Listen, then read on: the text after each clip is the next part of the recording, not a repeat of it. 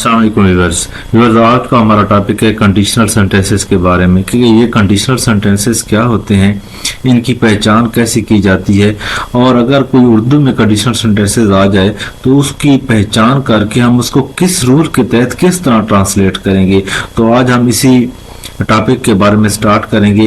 तो आज के टॉपिक को स्टार्ट करने से पहले मेरी आपसे रिक्वेस्ट है कि मेरे चैनल को सब्सक्राइब कर लें, अभी तक सब्सक्राइब नहीं किया तो, और वीडियो को लाइक भी ज़रूर कीजिएगा और एंड पे कमेंट भी ज़रूर कीजिएगा।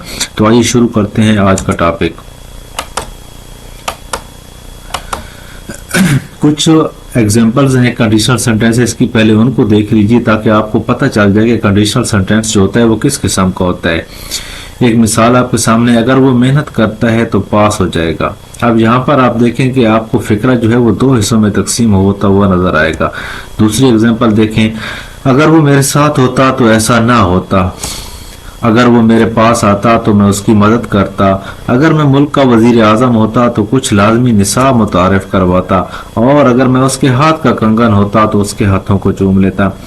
तो ये कुछ एग्जांपल उर्दू में मैंने आपके सामने रखी हैं ताकि आपको पता चल जाए कि कंडीशनल सेंटेंस जो उर्दू में होता है वो किस टाइप का होता है। तो इन फिक्रात को, इन एग्जांपल को अगर आप सामने रखें तो आपको कुछ बातें नजर आएंगी। एक तो ये है कि कंडीशनल सेंटेंस जो होता है वो दो हिस्सों में तकसीम होता नजर आता है। एक हिस्सा जो होता है वो अगर से शुरू होता है, और दूसरा हिस्सा जो होता है वो मेन क्लॉज होती है, उसके शुरू में कोई कंजक्शन नहीं लगाया जाता। तो इसकी तफसील को देखते हैं कि सबसे पहले कंडीशनल सेंटेंस ये होते क्या है, इसकी डेफिनेशन को देख लेते हैं। Conditional sentence is a type of sentence है that is made up an if clause, conditional part and a main clause. कि कोई भी कंडीशनल सेंटेंस जो होता है वो दो क्लॉजेस पर मुश्तमिल होता है। एक को कंडीशनल पार्ट, कंडीशनल क्लॉज कहते हैं, और एक जो होती है मेन क्लॉज होती है। इन फिक्रात में होता क्या है, the sentences describe a situation that might happen और नॉट, यानी भी कोई भी ऐसा काम जो हो भी सकता है, वकू हो भी सकता है वाकई, और नहीं भी हो सकता।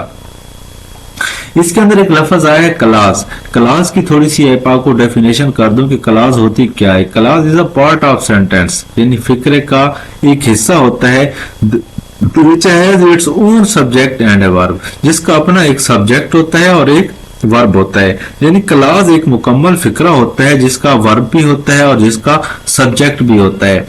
बस होता क्या है, फिक्रे का हिस्सा इस वजह से कहा जाता है, बाज़ औक़ात फिक्रा बहुत लंबा हो जाता है तो फिक्रे को जो है जोड़ने के लिए हम कंजक्शंस, रिलेटिव प्रोनाउंस इस्तेमाल करते हैं। तो वहां पर हम देखते हैं कि इस फिक्रे के इस हिस्से के अंदर जो है सब्जेक्ट या वर्ब तो मौजूद नहीं है। अगर दो हिस्से हैं और दोनों हिस्सों के अंदर अलग-अलग सब्जेक्ट और वर्ब मौजूद है तो हम उसको एक क्लॉज का नाम देंगे।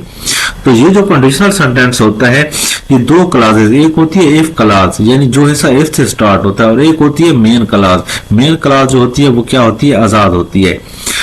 Sentence usually start with if, आमतौर पर जो है वो इफ से स्टार्ट होता है, लेकिन ये जरूरी नहीं है कि वो इफ से स्टार्ट हो। इफ वाला हिस्सा बाद में भी आ सकता है। If clause can be the first और second part of the sentence, यानी इफ क्लॉज जो होती है वो फिक्रे का पहला हिस्सा भी हो सकती है और बाद वाला हिस्सा भी हो सकती है। उसके बाद कंडीशनल सेंटेंसेस जो हैं इनकी पहचान जो हम करते हैं इनकी टाइप्स के लिहाज से। जब तक हमें इनकी टाइप्स का पता नहीं होगा हम कंडीशनल सेंटेंस को ट्रांसलेट भी नहीं कर सकते। उसके अंदर अगर वर्ब इस्तेमाल करना पड़े तो हम वर्ब भी इस्तेमाल नहीं कर सकते। तो इसकी टोटल टाइप्स जो है वो चार हैं। पहली टाइप है जीरो कंडीशनल, दूसरी है फर्स्ट कंडीशनल, सेकंड कंडीशनल और थर्ड कंडीशनल।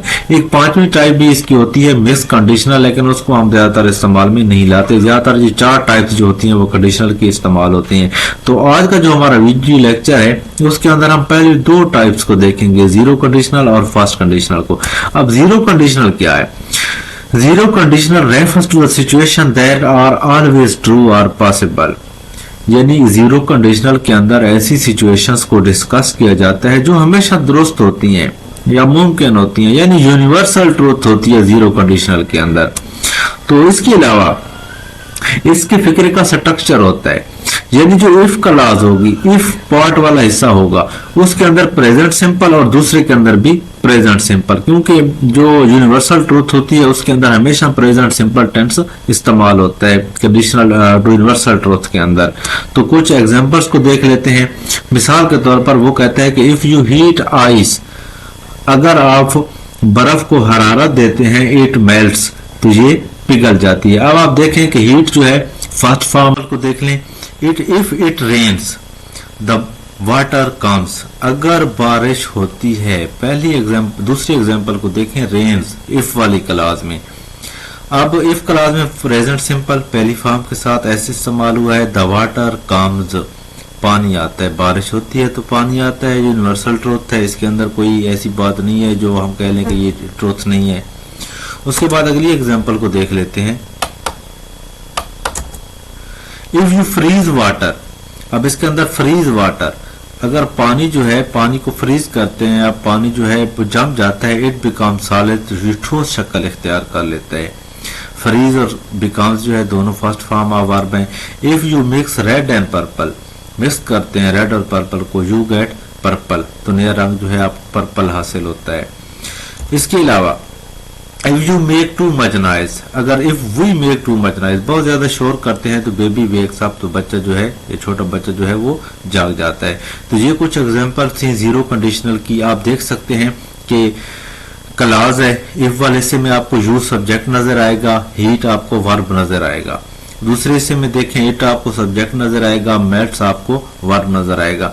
यानी दोनों हिस्सों के अंदर सब्जेक्ट भी अपना है और वर्ब भी अपना है। इफ वाला हिस्सा जो होता है उसको अपनी वजाहत करने के लिए दूसरे हिस्से की जरूरत पड़ती है।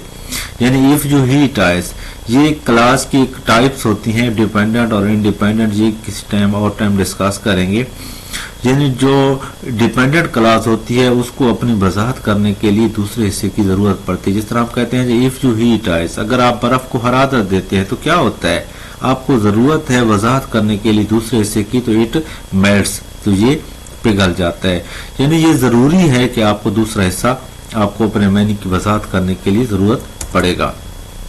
उसके बाद हम देख लेते हैं दूसरी टाइप इसकी, फर्स्ट कंडीशनल। फर्स्ट कंडीशनल जो होती है refers to a situation that is possible, यानी एक ऐसी सिचुएशन को डिस्कस किया जाता है इसके अंदर जो कि पॉसिबल हो सकती है, मुमकिन हो सकती है। यानी नामुमकिन सिचुएशन को इसके अंदर डिस्कस नहीं किया जाएगा, मुमकिन को। इसका स्ट्रक्चर क्या होता है, जो इफ क्लास होती है यानी इफ पार्ट होता है उसके अंदर प्रेजेंट इंडेफिनेट, यानी प्रेजेंट इंडेफिनेट के अंदर फर्स्ट फॉर्म और साथ एस या ईएस इस्तेमाल होगा, यानी इफ क्लास के अंदर। उसके अलावा जो मेन क्लास होगी दूसरा हिस्सा, उसके अंदर फ्यूचर इफ इंडेफिनेट टेंस, यानी टेंसेस को आपको पता होना चाहिए। सिचुएशंस ऐसी होगी कि ऐसे काम होंगे जो कि पॉसिबल हो सकते हैं फर्स्ट कंडीशनल के अंदर।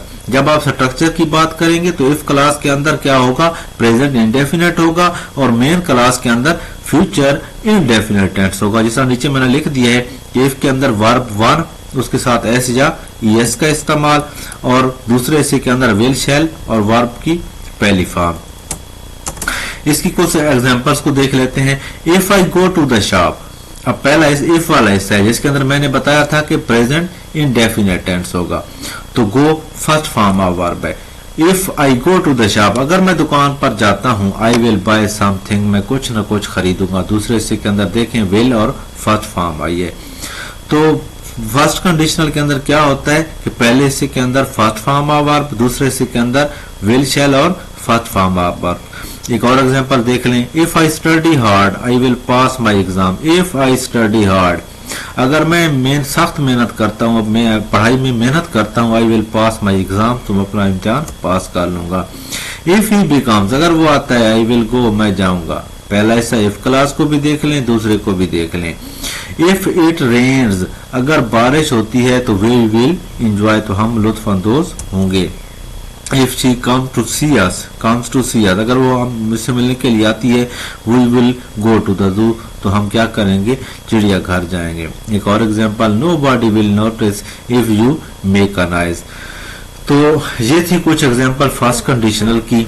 जीरो कंडीशनल और फर्स्ट कंडीशनल को आज के लेक्चर में हमने डिस्कस किया। कुछ बातें, कुछ पॉइंट्स हैं आप लोगों ने जो याद रखने हैं कि कंडीशनल सेंटेंसेस जो होते हैं वो दो हिस्सों पर मुश्तमिल होते हैं। एक हिस्सा उर्दू में अगर से और इंग्लिश में इफ से स्टार्ट होता है। एक हिस्सा, वो हिस्सा पहले भी हो सकता है और बाद में भी हो सकता है। इफ क्लास का जो है अपना सब्जेक्ट और वर्ब होता है और दूसरी मेन क्लास का अपना सब्जेक्ट और वर्ब होता है।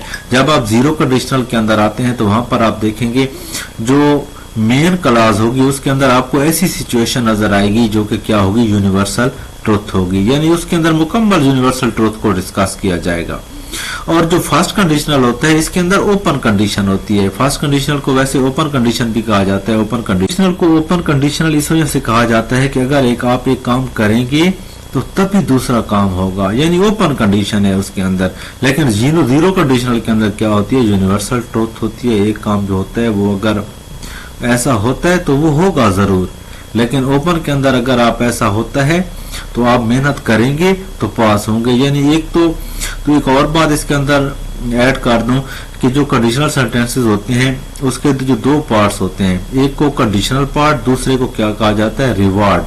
कि एक के अंदर जो है आप जो कंडीशन लगाई गई है, जो शर्त लगाई गई है, वो आप ऐसा करते हैं तो आपको जो है रिवार्ड उसकी सूरत में मिलेगा, उसके रिजल्ट की सूरत में मिलेगा। तो ये था आज का हमारा टॉपिक। मुझे उम्मीद है कि आपको कंडीशनल सेंटेंसेस की समझ आ गई होगी। अगर आपको मेरी वीडियो पसंद आई गई है तो वीडियो को लाइक भी जरूर कीजिएगा और कमेंट्स में कमेंट्स जरूर कीजिएगा। बहुत